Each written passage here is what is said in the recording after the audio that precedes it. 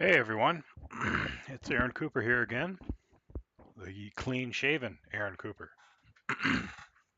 No beard tonight.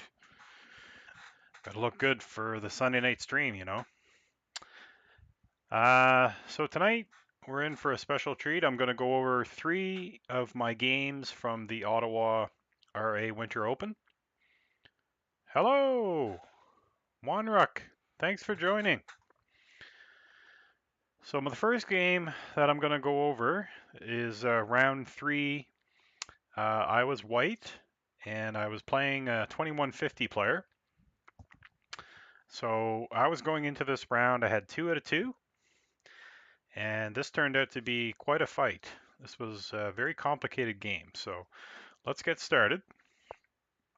So I played d4, my opponent plays e6, bishop f4, f5.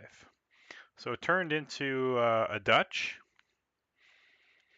and at the time, I was a little um, disappointed that he played the Dutch because I still struggle as white against the Dutch. But after this game, I got a lot more confidence in my abilities against the Dutch. I think I played quite well, and I checked the line after the game, and it said I was doing all right. So let's see how I tackled it. So I go for my normal London system type of setup. That's with the bishop on f4 and the knight on f3. Typically, you get a pyramid with your pawns, but since he played the Dutch, I'm going to wind up putting my pawn on c4. And that's what I played next. Just to take some center squares. He castles, knight c3, d6. Okay, so he's preparing for an eventual e5. That's the idea behind d6. Now I played a move that it seemed logical during the game, but when I checked it after the game, computer didn't like it. So there's 2 recommendations. h3 is a common idea, and bishop e2. h3, the whole idea behind that is before black gets in e5, we can bring our bishop to h2 and tuck it away. Bishop e2, of course, is just developing another piece. But I didn't try those moves. I went with queen to b3.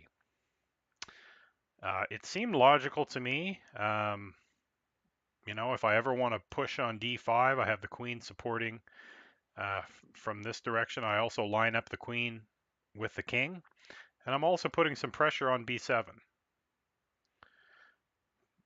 The downside is, though, I'm in front of my b pawn, so if I ever want to push my b pawn, I got to move my queen. That is, I suspect, why the computer didn't care for that move. So my opponent moved his king out of harm's way, just because he saw that my queen was lined up with his king. And then here I played h4.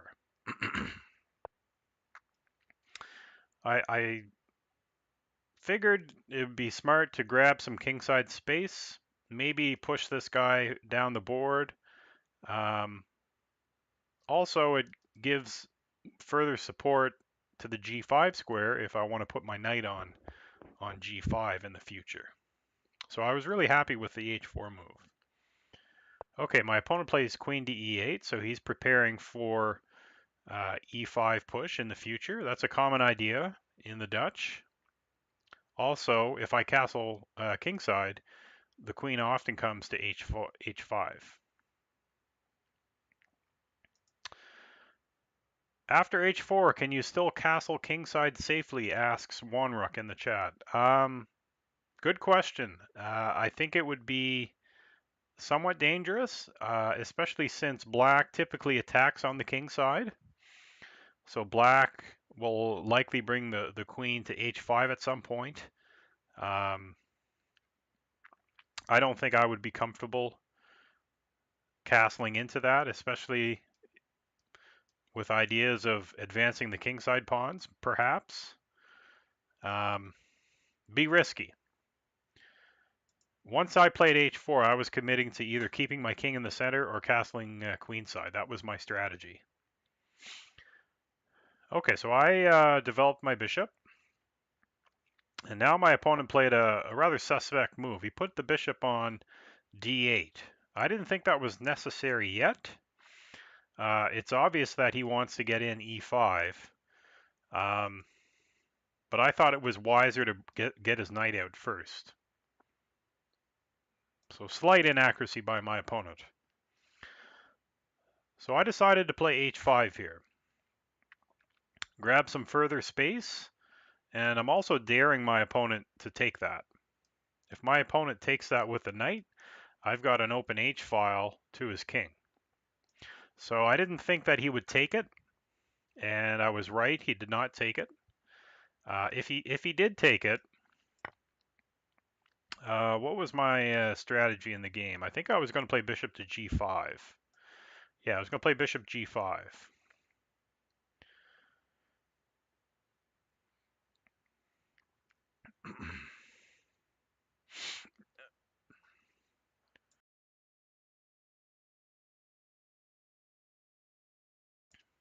Excuse me. Excuse me, just had to clear my throat. The idea being that if he takes, I'll take back with the knight, and I unlock my bishop on his knight. And maybe I've got a g4 move coming in the future. So I was hoping to use this open h file as a long-term strategy. But my opponent didn't really consider that. He didn't. He played his next move fairly quickly, so he didn't even look at taking the h pawn. And I think that was a wise choice. I think taking the h pawn, it's risky. So he develops his other knight, and now he's all set to push e5. There's no reason. There's nothing preventing him next move, and because of this, I decided to. Hey, we got to follow. Who's following us? Wanrook has followed. Thanks for following, Wanrook. So he's all set to push e5, and I didn't want to give him that tempo on my bishop, so I played bishop g5 here. I thought that was okay, but this is when the game gets really complicated. So he pushes e5, and I replied with,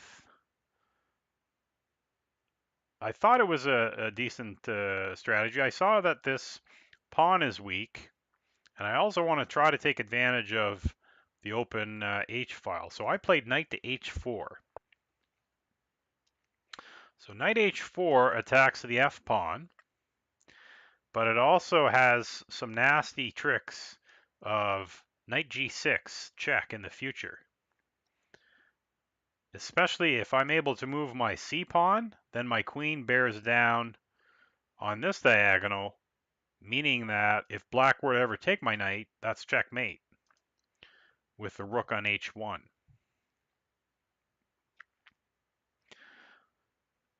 So that was kind of my thinking behind knight to h4, and my opponent saw that. He was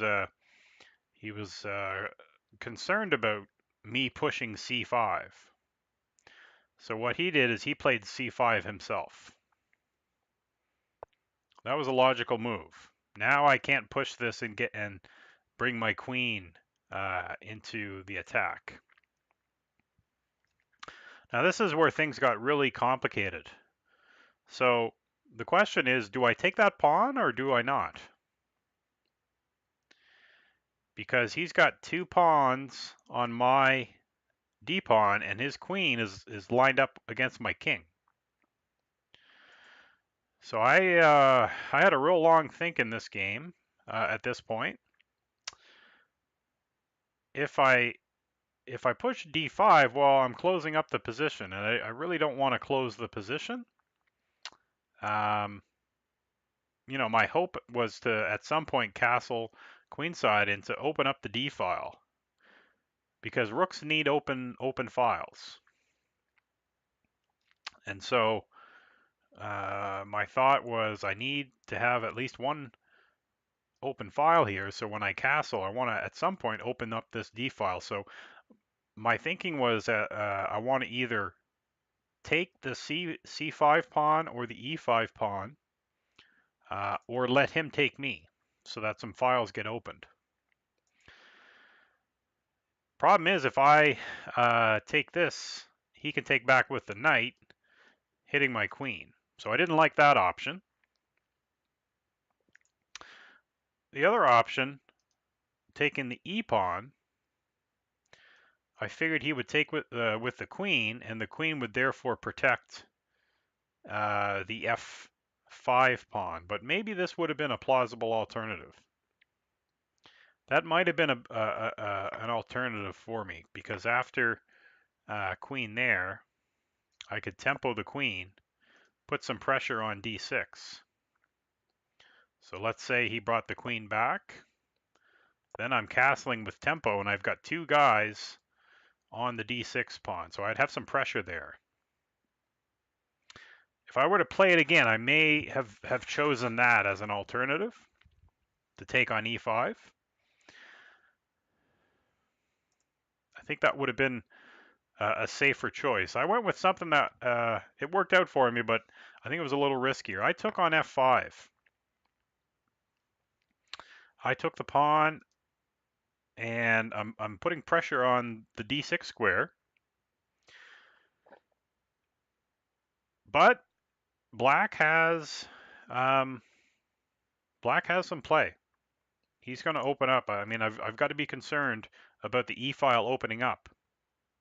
My opponent's rating is 2150, I believe, 2150. So he did open up the E file, and I took back. You know, I could have played knight b5 here. Maybe knight b5 would have been a better, a safer alternative. Knight b5 hitting the b6 pawn.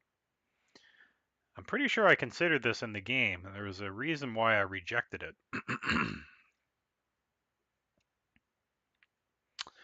I think queen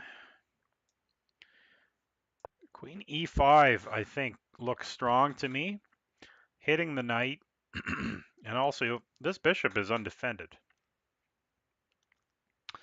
So I was uncomfortable with this during the game, but maybe now looking at it, it would have been okay. Because I could have taken this with this knight, which would therefore protect that knight. And I've got bishop f4 in the offing. Yeah, that could have been a stronger move than what I played in the game.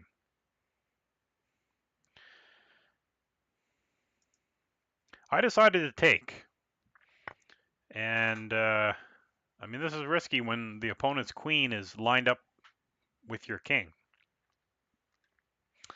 Now he didn't take the pawn back; he brought the queen up. He played queen e6, and so I brought my queen back, just defending the knight and also defending my bishop. And I think at this point, this is when I start improving my position and getting a bigger advantage. After this move, I don't think black was putting a lot of pressure on my position. I felt comfortable here after queen c2. So he moves his knight. I swap pawns, and then I play knight to e3. So knight e3 solidifies the c4 pawn. It also blocks the queen from attacking my king, and so therefore my bishop can move. So once I got knight e3, and I felt quite comfortable at this point.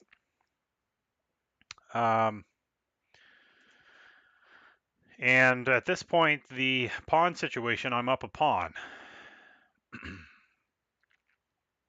He's got 5, I've got 6.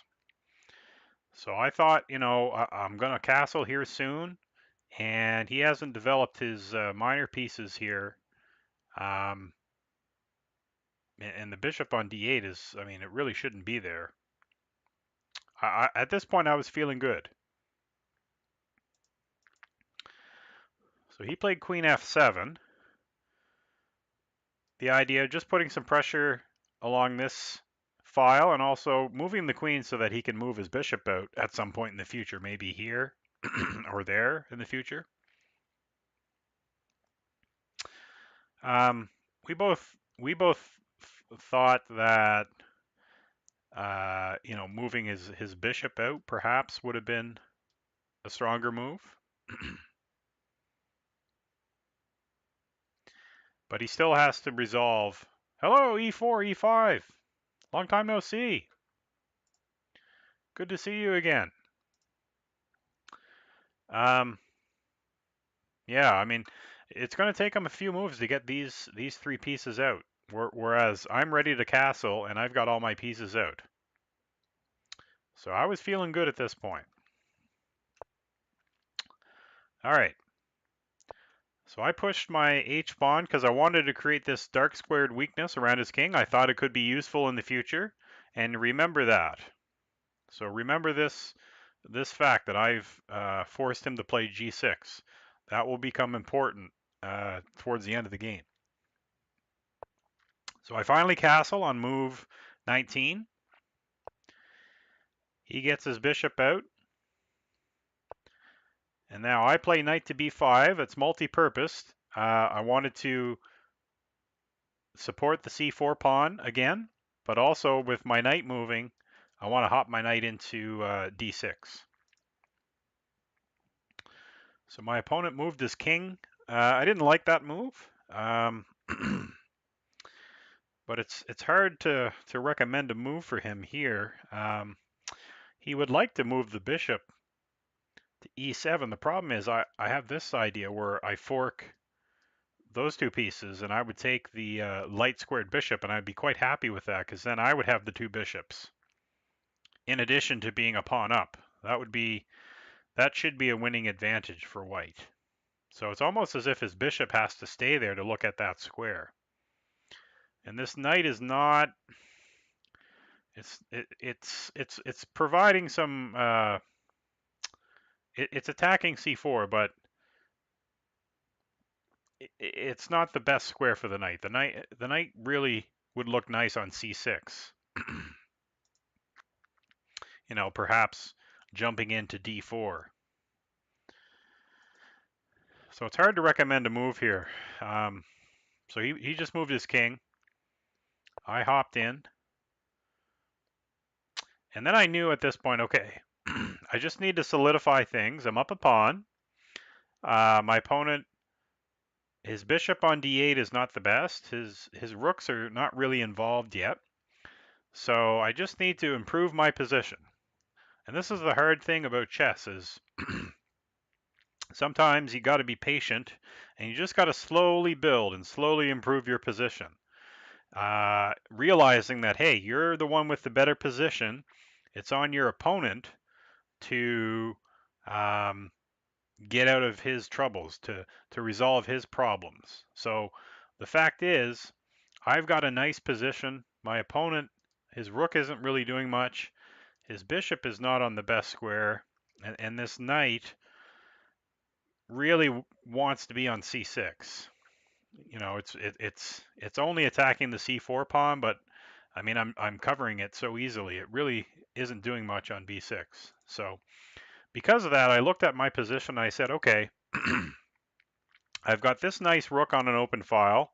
At some point, I want to bring this rook over to e1 perhaps to get him on an open file. That was one thing I noticed. The other thing I noticed about my position here was that my bishop is undefended. So if I just want to improve my position, those would be the 2 pieces I would naturally look to.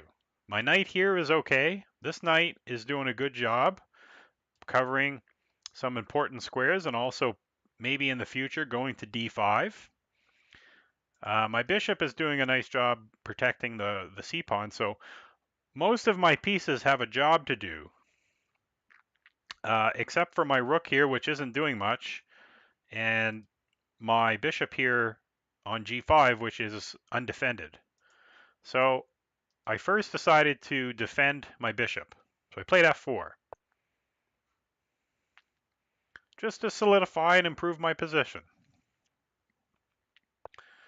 Okay, my opponent does the same thing. He must have heard me and said, hey, okay, well, my bishop is on d8. It's not really doing much, so I'm going to bring him out.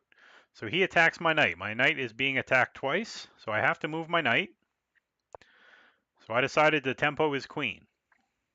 So he brought the queen back to b8. And unfortunately, I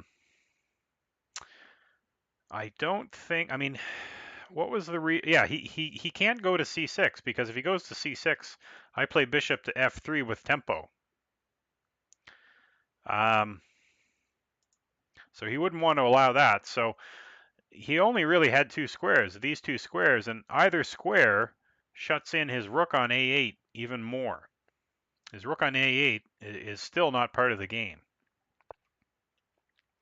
I should also point out that my opponent was in some very bad time trouble at this point. And so I was cognizant of that, and I wanted to not play fast, but I didn't want to spend a lot. I didn't want to sink into a very long thinks, because I wanted to make strong moves, not super quickly, but within a minute.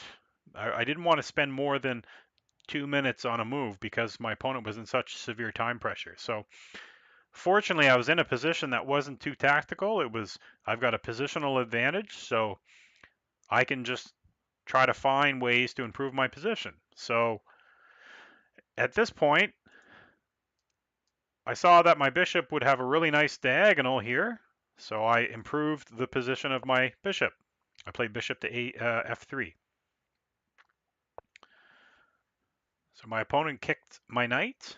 I brought the knight back, and now my knight, both my knights and my bishop are looking at this d5 outpost.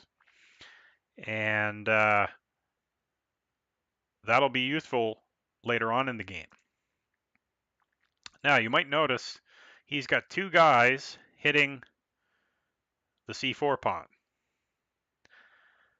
Let's see if he takes the pawn right now. What was I going to do in the game? I got to remember my analysis here. I think I take.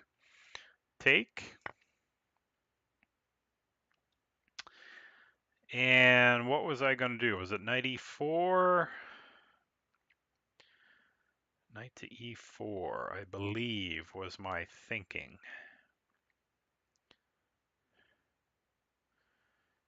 So knight e4 or knight d5?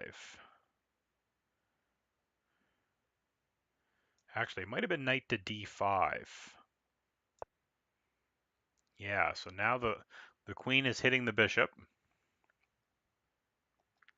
Yeah, I think this is what I was going to play.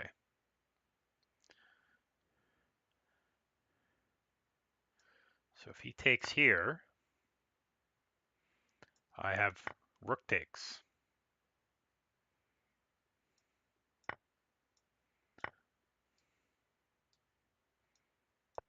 And now this diagonal is weak.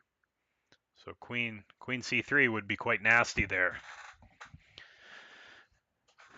So I didn't think that he could take on c4. Oops. So I didn't think that he could take on c4 there. And he decided to bring his queen out, connects the rooks. And now I finally get my last piece into the game. Rook h to e1.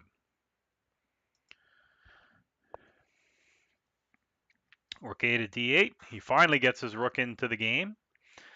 And now I wasn't sure what to do. I knew that I was better. I'm up a pawn. I've got a better position. I really looked at f5. I really wanted to play f5. And maybe the computer would recommend that. But after f5, I thought he could just bring the bishop back, and maybe at some point get the bishop on g6 if I ever took. And I don't know, I mean, I like the fact that right now in this position, his bishop is undefended and it's lined up with my rook. So I didn't want to improve the position of his bishop. So I decided, I said, well, this knight, it's a little vulnerable, so maybe I can shoo it away with a4, a5. And that's what I decided to do. Gain some space on the queen side and shoo away that knight. So again, he was under severe time pressure, so he simplifies the position. He trades a pair of rooks and offers to trade them again.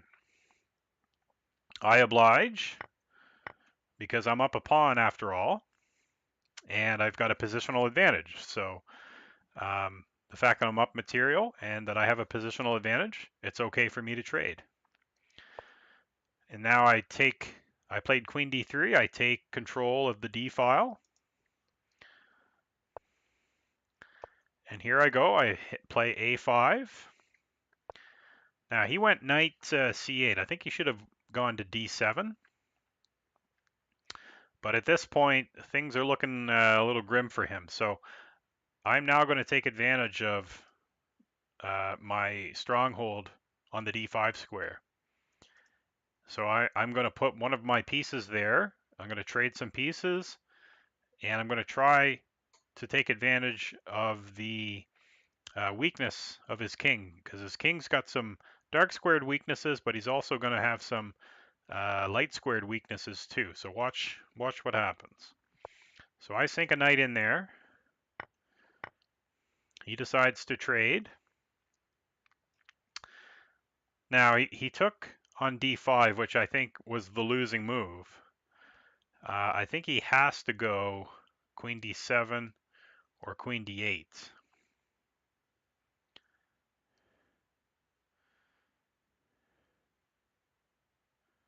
In fact, let's see. Queen d7.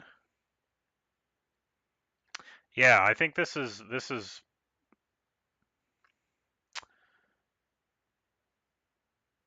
actually no. He couldn't have done that, because I have this move. So he can't take that with the queen. He has to take it with the knight. And then I've got knight f6 forking.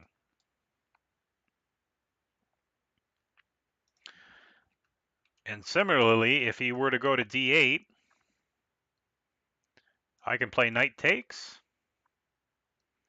And then I'm taking the queen next move. So he took on d5.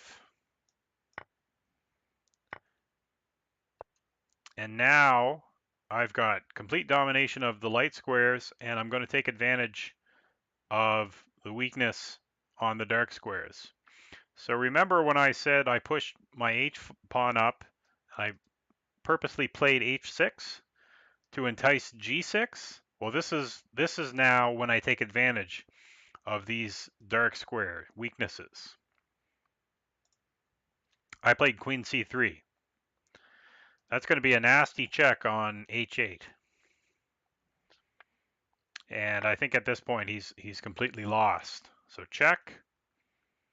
I take the pawn. And I saw that this was a completely winning endgame. So I trade queens. And this pawn is going to roll. So I just took the bishop. And unfortunately, he's not going to be able to stop the pawn here. The knight is not going to be able to stop the pawn from queening. And so my opponent resigned right here. So that's my first game. Hello, Brian Lee. And Fabiano Capablanca, welcome.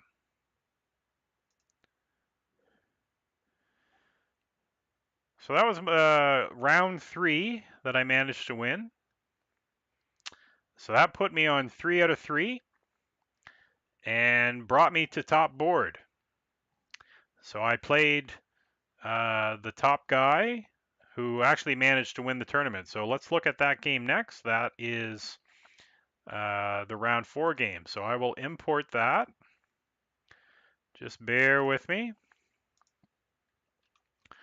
Unfortunately, this was a stinker of a game on my part.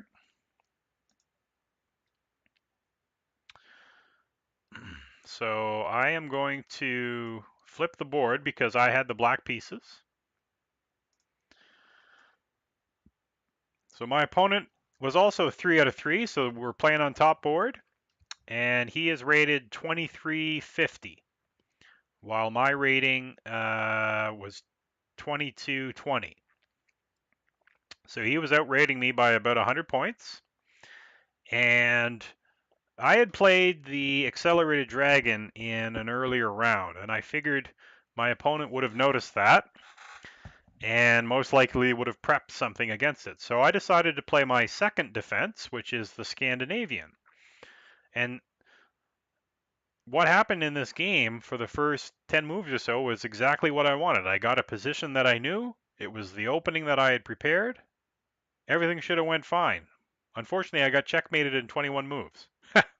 So it didn't go fine. Let me show you what happened. So here we go, Scandinavian. I like the Scandinavian. It's a little offbeat, but I don't think it's unsound. And most people don't want to go into the more complicated lines because they haven't studied them. So they typically will play. This is the classical when white plays knight f3. Other popular moves here are bishop to e2. And f3 leads to more aggressive positions, especially after bishop to f5 and then c4. A lot of people online will play either knight f3 against me or bishop to e2, and that makes sense because a lot of people wouldn't have studied the Scandinavian and wouldn't have studied the intricacies of, say, this variation. So my opponent played the classical. I take the pawn back, and we castle opposite sides. So this is all standard stuff. My opponent is simply developing his pieces, and now black, his queen is going to get shooed. The queen is either going to get shooed away by a knight c3 move, or it's going to be c4. So before my opponent is able to do that, I purposely move my queen. And my opponent played c4 next move. So I move my queen before he's able to shoe me. And by doing that, I can reply to his c4 move with e5. Now you're gonna notice the rook is lined up with the queen. And so there's going to be a pin on this pawn. So e5 is a common move in these positions for black when the rook is lined up with the queen. So white pushes. Now I don't have to move the knight because we've got this pin. The pawn is pinned. So I push. And there's two moves here, knight d4, which is what my opponent played in the game, or knight back. Those are the two standard moves. My opponent played knight d4. I trade. And it was at this point that I made a small inaccuracy. So I'm at the board. I get this position on the board. I'm happy. I got a position that I've studied, that I should be used to. But I just had a complete block at this point. This was the morning round, so I don't know. Maybe I had the morning fuzzies. I don't know. Maybe I wasn't fully awake. The only move that I considered here was bishop takes e2. The correct move in this position is to develop your last piece. Black should develop the last piece, and also put pressure on h2 because black has all his pieces on the king side going for an attack. E4, E5. I'm not sure what morning wood. I'm not sure what you're talking about. Maybe I don't know if I want to know what you're talking about right there.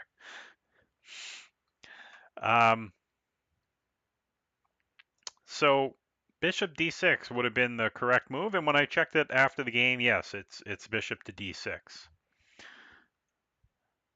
Hello, Lucky Boots. Welcome. I'm just going over 3 games of a recent tournament. This is the second game. I have black here, and it was a Scandinavian, and unfortunately I played a small inaccuracy. I took on e2. I should develop my last piece, and you'll actually see that this bishop never moves in this game. And what do they say in the books? They say use all your pieces. And a lot of times, if you look at miniatures in chess books, how often are there 1 or 2 pieces that the opponent has not moved? Well, that's the case in this game. So I took, and then I played c5. And this is a common idea in this line. Of course, white can't take because I would take the bishop. So I had seen this c5 idea, and I thought that, I knew that this was going to be weak, but I thought when he would take, I get an open g file, and I would get some pressure. I would get some pressure on the g file. But let's watch and see what happens. So he took, and he plays knight c3. So white's moves are all very natural here. He's just developing. He's attacking my pawn twice. So I play rook e8. Problem is, he's going to play at some point rook e1, and he's probably going to win that pawn. Now, my opponent played f4, which good move. He saw that I wanted to bring my bishop to d6, so he's just going to blunt the bishop. The other problem, the fact that my bishop is not yet on d6, if I ever try to move it there, he always has these annoying knight b5 ideas to hit the bishop. So that was would have been another reason for me to already have my bishop out. Okay, so rook g8, and then he attacks the pawn again. And here I made a crucial error. In fact, I could already be lost at this point. If I were to check Stockfish, I'm sure it would say white is just going to win this pawn. Hello, AppStop. I did shave. I did shave just for you guys. The Sunday night stream. Got to look good, right? I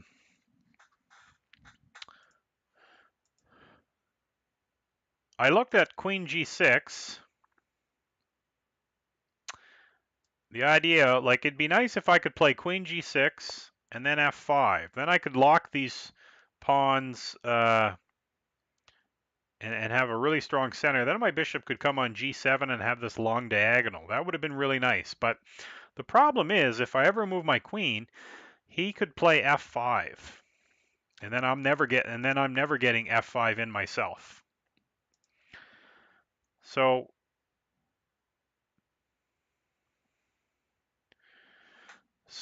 at this point, I thought I could move my queen, allow him to take, then I could play f5, taking advantage of the pin. But I miscalculated. So you'll see what happens. I played queen h3. Now queen h3 is a colossal mistake. The reason why I played queen h3, I didn't like queen g6 because of this f5 move. And then I just got to move the queen again. So I was thinking queen h3. He took, as in the game. Now he took fairly, I mean, he took a minute or two to think, and then he took my pawn, and I was caught off guard. I thought he couldn't play this move.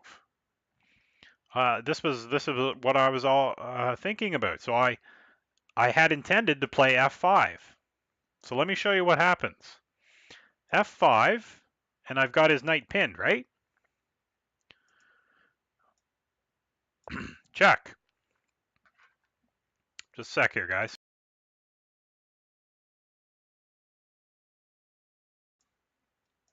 Excuse me. Okay. So knight d6, check. Okay. I take the knight. Now, notice my queen. My queen is attacked by his g-pawn.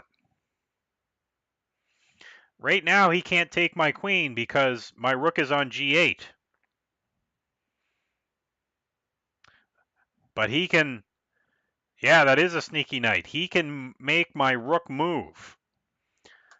He can make this rook move off of this g file so that he can therefore take my queen. And he would do that by taking my rook.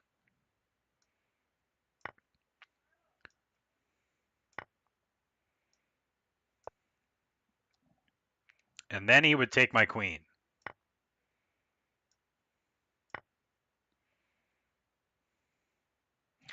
And it would be rook against bishop. So I would be down the exchange. That's what they call the exchange. Anytime you have a knight or a bishop and your opponent has the rook, that means you're down the exchange. So white would be better, and white would win this after a little bit of work. Not a lot of work, but white would win this fairly comfortably. So during the game, I just completely had a brain fart about this. I saw knight d6, but I thought after I take, if he takes, I just take it back. And I knew that he was going to get he was going to get the queen, or two rooks for the queen, but I completely forgot that my queen being on h3 can now be taken. So therefore, when he took my knight on e4, I had to relook at this f5 move because I thought, well, wait a minute, he played knight takes e4 fairly quickly. So I eventually saw it at the board, and I was just devastated. At this point, I'm lost. And the game ends up really quickly here. I took the knight, and then I tried to just improve my queen, protect the rook, put some pressure here, but the game's going to be over. He checks me. He takes on f7. I could go to b6, but then the rook comes in. It's going to be bad. So I saw this position, and I was like, well, he's just going to win this. Actually, after king b6, he could just trade the queens off. He can check me, trade the queens off. He's up the exchange. So I didn't like that. I was disappointed that I missed that knight d6 move. So I was gentlemanly. I put my king back on d8, and I allowed him to checkmate me. So rook e8, and that's all she wrote. So that was round 4. Round 4, which did not go as nicely as I'd hoped. Pretty devastating, especially since I got the opening that I wanted, a position that I was familiar with, and the fact that in this position here earlier, the fact that I just completely forgot that I could play bishop d6 and develop my last piece. I mean, I don't know how I had that mental block, but hey, it happens, you know? How's that expression go? To err is human. In the game, I took his bishop, but I should have brought my other bishop to d6 just to get it out, and who knows what would have happened. It would have been a a longer game than 21 moves. So that was my first loss of the tournament. I was 3 wins and 1 loss. And I went into the last round. I played another opponent who had 3 points as well. Oh, well, before we look at that game, I've got a question here from Lucky Boots. So do you think that is the main lesson, if you had developed all your pieces first? Yes, I think so. I think so, because if you look at the final position, my bishop, so if we look at this position and compare it with this position, you'll see that my bishop did not move at all. So we're given all the pieces to play with. You should use them.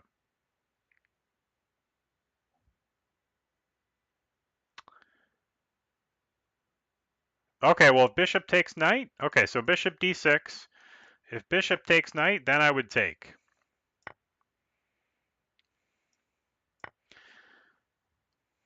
And now the difference is I don't have to take with the g-pawn as I did in the game. I can actually take this with the queen because my queen is hitting b2. So if he takes my pawn on e4, I take the pawn on b2. And this should give me enough time. I should be able to play rook e1, queen g6, and f5 to solidify the e4 pawn. So this is one way the game could have gone.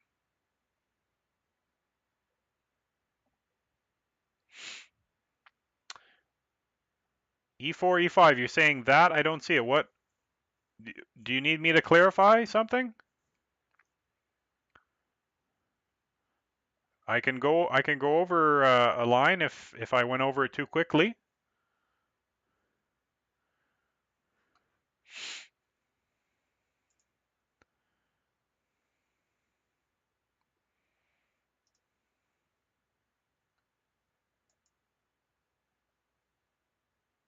Okay. Yeah, B2 is hanging at the end. That's right. Okay. You're saying you missed it. Okay, fair enough. Okay, so let's look at the last game. The last round. Let me just open it up here.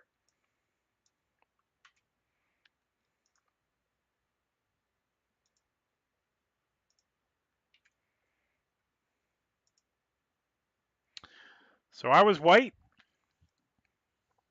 and I'm playing a 2250 player. So I was 2220, I believe, when this game was played. Last round, if I win, there's a strong chance I could get second place. So my motivation, I mean, I didn't come to the tournament to get second place, of course. I was just trying to play strong opponents, and I wanted to get my last national master norm. So if I win this game, I didn't know at the time, but if I win this game, I would have achieved my last national master norm. So let's see if I actually achieve that. So I decided to play e4. Normally I play d4, but I decided to change it up because I noticed that my opponent played e5 a lot. So I was hoping to get an e4, e5 game. And you're right, Lucky Boots. Fischer played e4 pretty much exclusively. But hey, I'm not Fischer, so I can get away with it. But my opponent played g6. So I knew that he played the g6 stuff, but when I was preparing before the game, he primarily would play e5 or c5 in reply to e4. So I was taken off a little off guard when he played g6. But, I mean, that's chess. So, you know, you can't force your opponent. You have to react to what your opponent does. So you got to roll with the punches. So we played a modern. And at this point, I decided, okay, I play this type of thing in my London system which is my main opening these days, the London system, when I play d4. We can arrive at this position via the London system. And so I'm very familiar with this setup with the London system. So that's why I played bishop to f4, because I've had this position many times online. So I was very comfortable, and this game is very indicative of my comfort level with the positions and my opponent not being comfortable, because I could tell during the game that he was not comfortable at all. He was giving a lot of grimaces as if he wasn't understanding why I was making the moves I made. Whereas for me, I knew that, you know, this is a typical setup, so I was very comfortable and very confident in my moves. So I castle queenside, and this is what I like about this line against the modern. It's almost like a Yugoslav attack in the dragon, where white goes for h4, h5, has the queen and bishop lined up, and goes for a bishop to h6. So my opponent decided to take, and then played knight d7. The other thing that I like about this setup, when white castles queenside and we have the queen and the rook, we've got this lined up. Yes, I would like to trade the dark squared bishop. Yep, I want to checkmate him by trading this and pushing my h pawn up the board. But the fact that I've got these guys putting pressure on the d file means that black is dissuaded from playing e5 right now. Because if he plays e5, I would just take.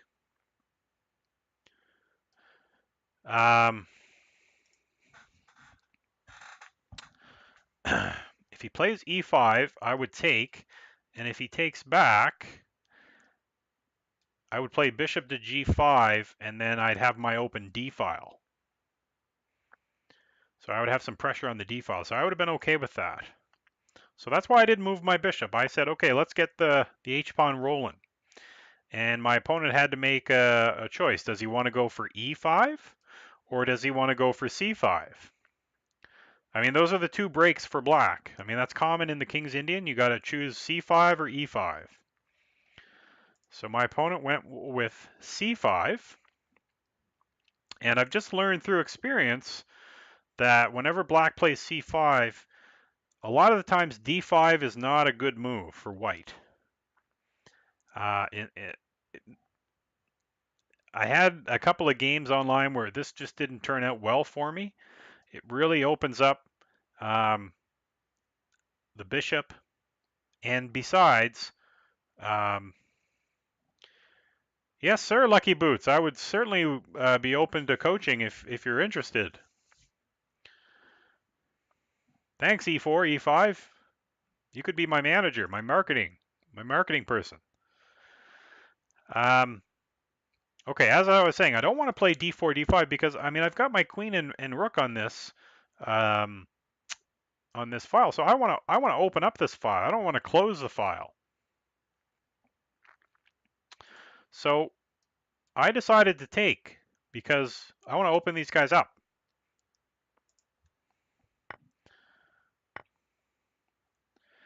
And now I continue with my plan, h5. So in the first game, I played h5. My opponent didn't take the pawn. In this game, my opponent takes the h-pawn. And this is really typical of a Yugoslav dragon. If anybody's familiar with the dragon Sicilian, this is a very common strategy. And this is a very straightforward plan from the white side. So you're going to see I'm going to go bishop h6, and I want to open up the h file to get some pressure and hopefully checkmate my opponent.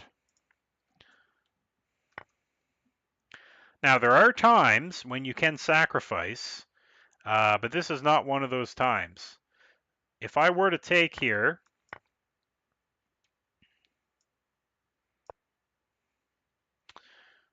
Let me think here. What was during the game?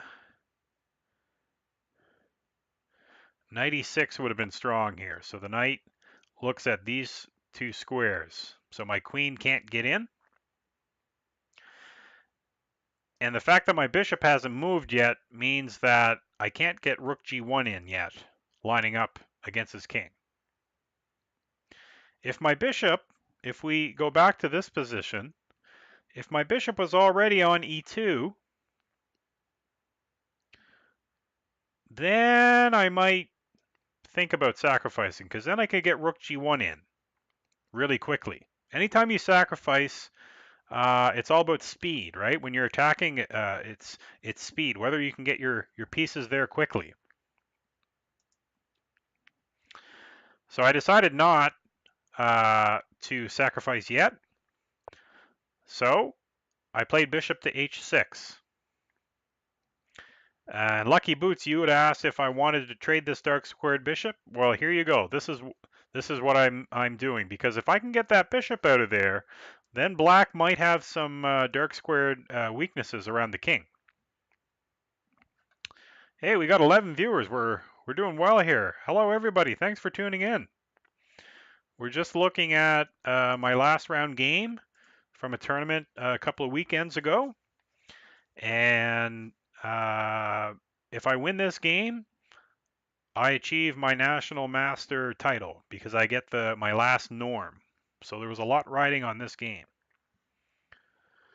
Okay, so bishop to h6, and now my opponent. Hey, thanks, Appsop. You could be my marketer too. Enjoy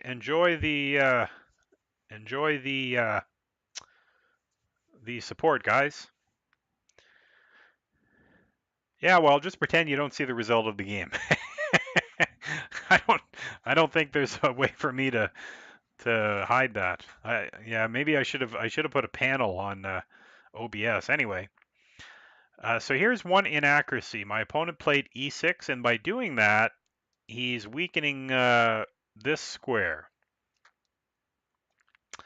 It seems logical that he wants to get his queen to cover some squares. Maybe play the queen to f6, but the computer after was really liking knight e6. And the knight would just cover some key squares here. That would have been a better move.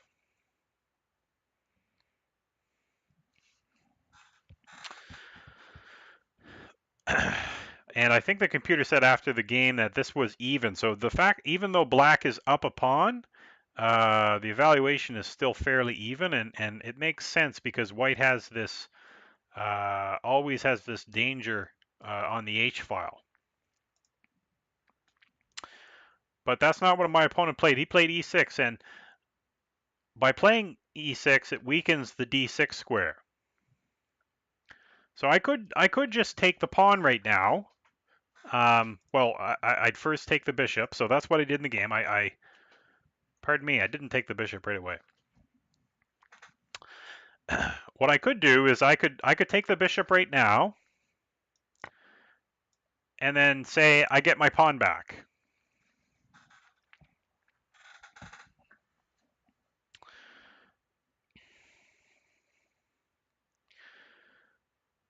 But after here, it's probably even. I mean, I've got my pawn back, but the fact that I traded the queens, I'm not going to checkmate black. This is not really what I was going for. This is not why I opened the H file. I didn't open the H file to go into an even endgame. I opened the H file because I wanted to checkmate black. So it's true, this could have been one way for me to get my pawn back, but that's not in the spirit of what I'm trying to do. So I developed my last piece, bishop to e2. And the bishop e2 is, once I play f4, is going to be eyeing that knight on h5. Well, it's not so much that the question is, what is the problem with weakening f6? It's not so much that f6 has been weakened here, it's more that d6 has been weakened. And so I'm not going to take it now, but later on in the game, it's something black is always going to have to deal with. The fact that it's weak, it's going to be a weakness for not just now, but also down the road. So black is always going to have to deal with it. Okay, so now my opponent played king h8, and I think he's just worried that now that my rooks are connected, I might have these sacrificial ideas. And so he just wanted to get his king out of the way so that if I went for something like that, he could at least play rook g8 and protect the bishop on g7.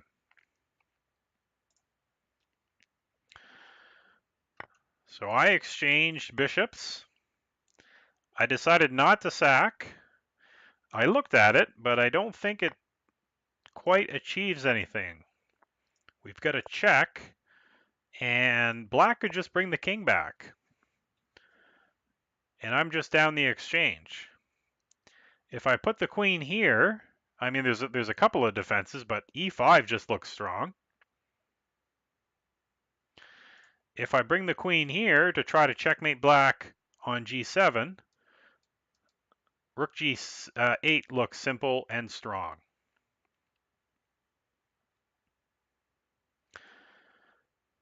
So it's just not enough. It wasn't enough. So that's why I didn't sacrifice the rook. So, like I said when I developed the piece, the bishop is soon going to eye that knight. So I played f4. So I saw this. Why would I sack my rook when I can just take it with the knight? Or with the bishop, rather. So that's why I played f4. So I can take that knight with the bishop. So he didn't want any of that, so he brought the knight back. And then I played f5. Because I'm clearing the way for my queen to go to f6, or to h6. Now, he can't take this. Well, he can. It's inadvisable. If he takes this, his king has to go to f6. If the king goes here or here, well, queen h7 is checkmate. So if he goes here, check, hitting the knight, the king has to go to e5. Now I saw this in the game, and what was my plan going to be?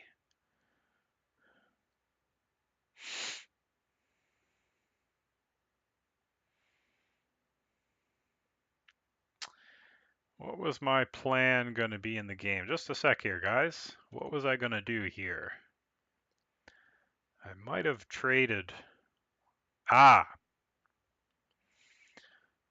think I play this move here first. That's right. I was going to take there because now this is a threat. Queen f4 hitting the king and the knight. So I would win the knight. So he's either got to protect the knight or, and if he does that, then my pawn here is going to be very threatening. I mean, if he protects the knight, I actually win the rook. I push, check, and I take the rook next move. So that's why he couldn't take on e4.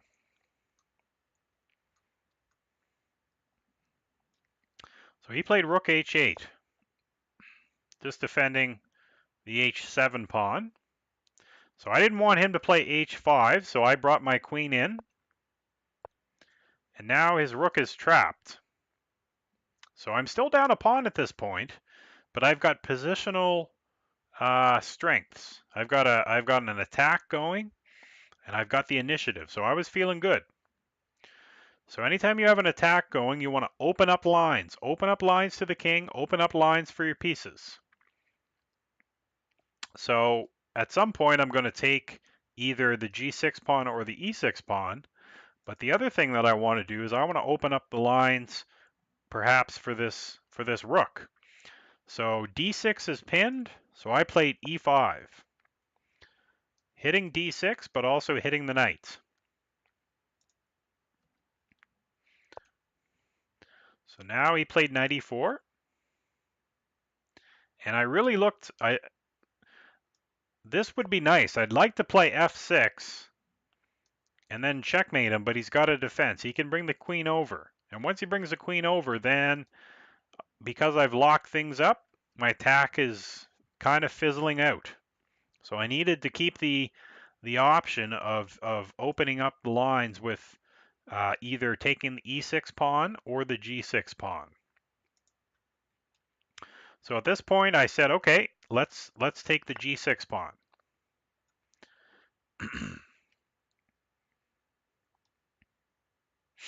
Now he could trade the queens here. I saw this in the game, but he's going to lose a piece. This is what I saw. So I'm threatening to win the rook. He'll have to take back. Then I can just win his piece.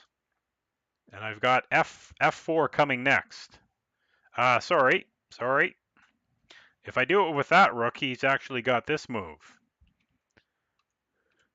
So I'd have to do it with this rook to keep him out of that square. So I'm threatening the knight, and f4 is coming. So I would win the knight in this case. So I suspect that's why he didn't play queen to g5 in that position. He took the pawn back. And now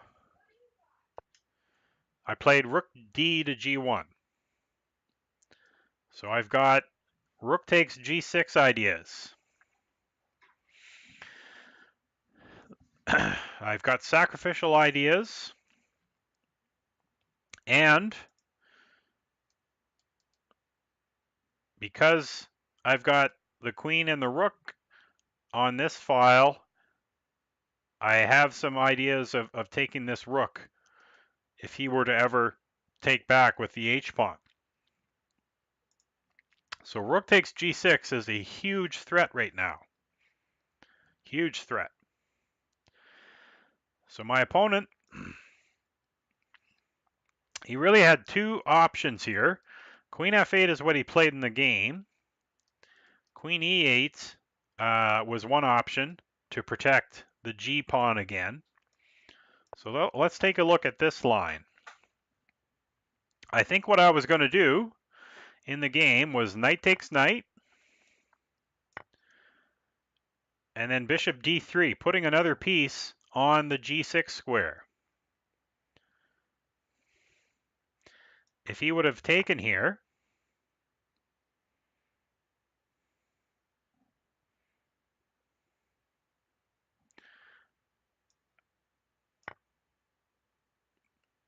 then I sacrifice, because if he takes, I've got the rook here. So if he moves the king, that's checkmate.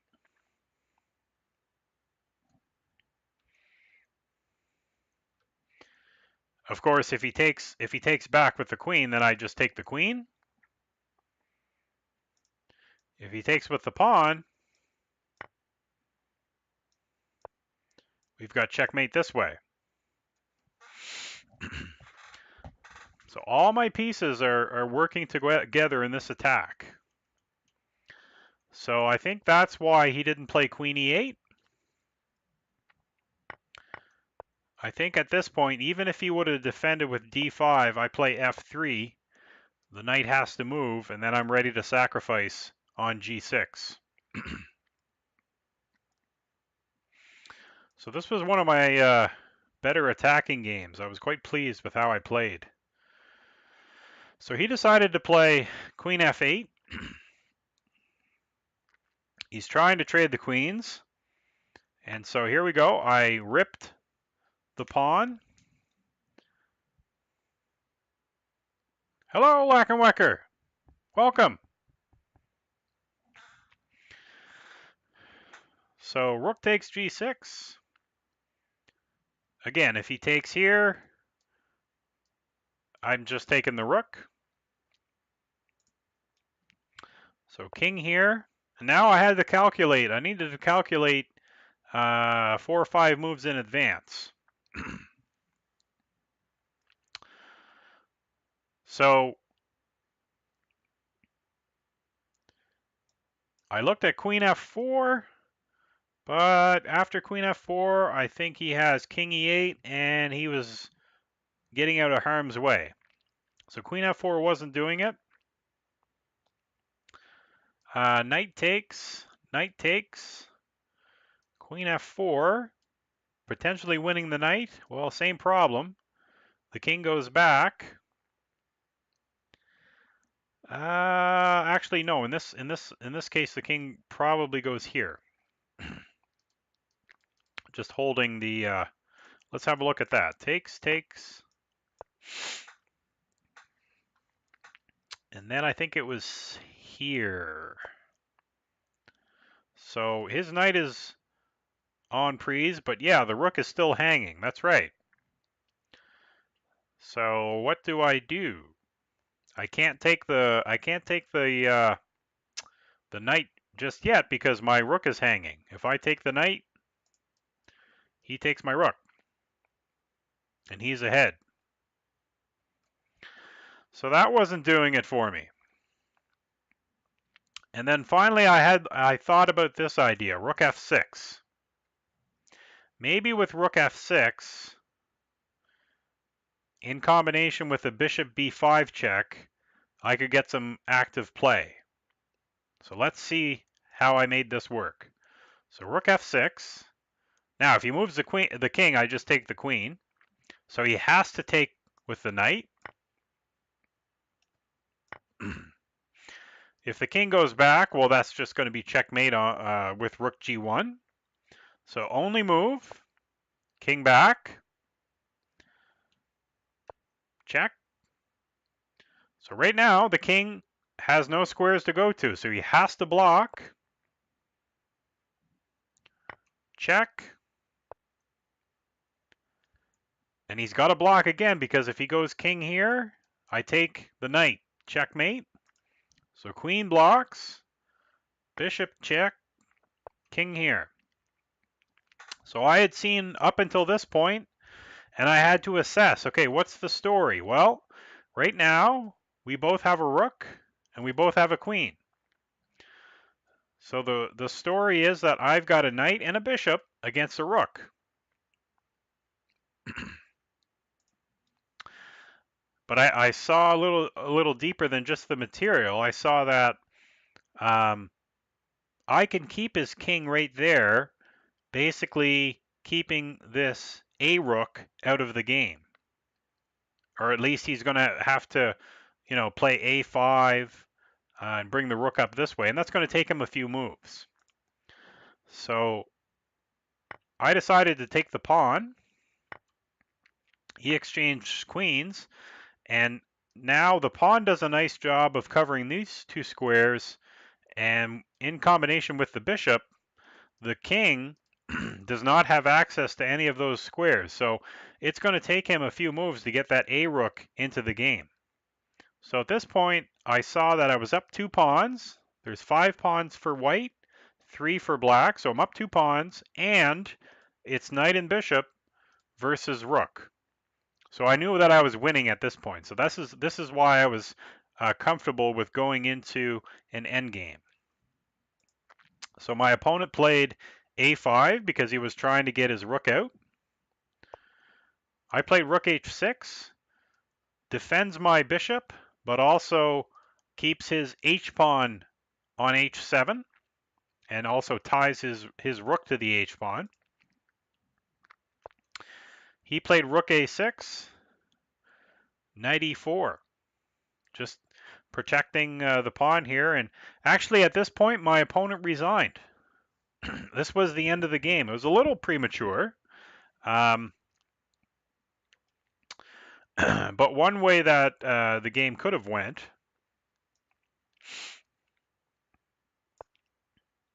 I thought that I could bring my rook onto the 7th here and get some checkmating ideas.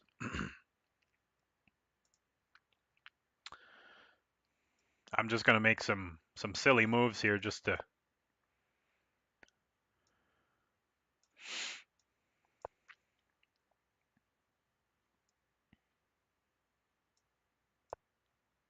Now, if the king goes here, we've got the bishop lined up, so we could win the rook. This would be better because this is checkmate.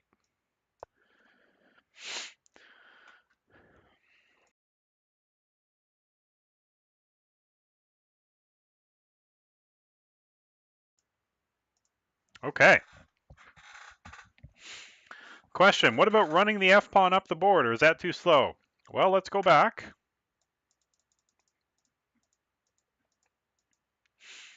So in this position, yeah, that's probably a good strategy as well. F4, F5, locking in the bishop. That looks like a good strategy as well, Lucky Boots. In the game, I just saw this idea of bringing the rook onto the 7th and then using my 3 pieces to checkmate the king.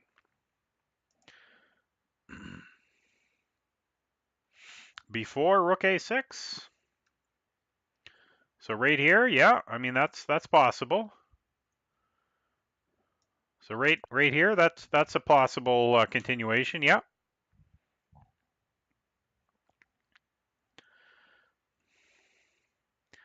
I thought during the game though that he might have h5,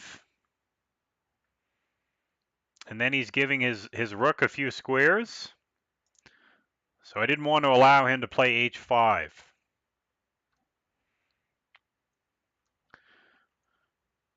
So what if we, in this position, yeah, and see now he's hitting d6. So because he's hitting d6, that's why I played knight e4, because the knight protects the pawn on d6.